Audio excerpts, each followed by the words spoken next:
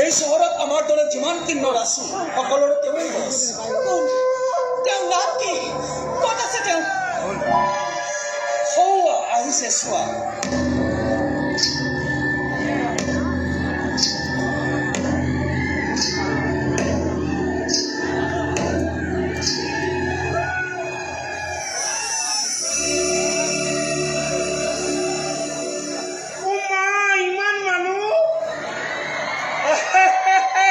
অৰ্ধনাৰী মন্দিৰ যে সেইকাৰণে বাহিৰতে মোক কেনেকৈ সজাই পৰাই আনিছে দেখিছে।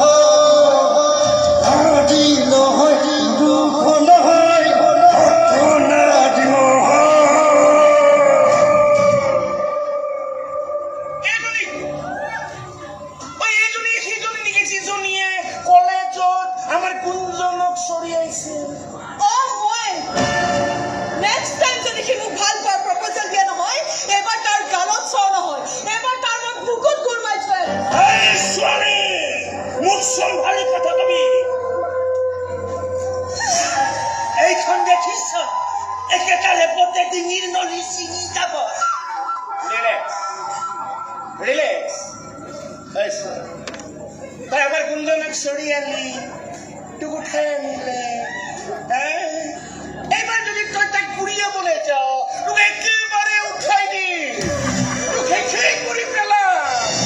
মানুষ কিন্তু মই বৰ ভাল নহয়, মোৰ কাম কাজ বিলাক খুব ভাল নহয়।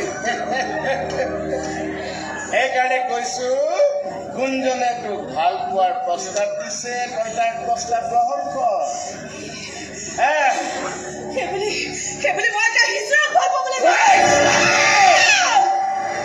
আমাৰ গুঞ্জন হিজড়া নহয়তো, আমাৰ গুঞ্জন হিজড়া নহয়তো। কথা বতৰা খোজ কাটল লেডিজৰ দৰে হলেই সকলো পুৰুষ কিন্নৰ নহয়তো। যেনেকে আমাৰ গুঞ্জন নহয়। গুঞ্জন, গুঞ্জন, গুঞ্জন।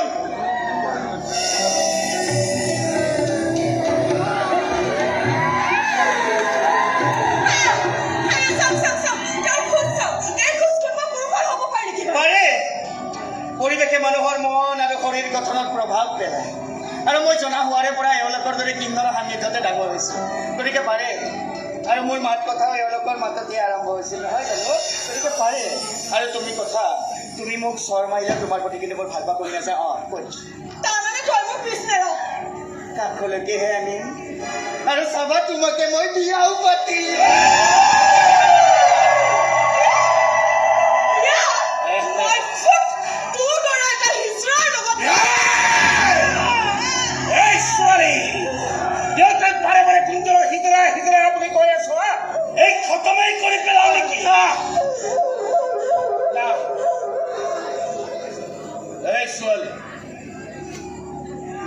আমাৰ গুঞ্জনে তোক ভাল পাইছে, তই তাৰ ভাল পোৱা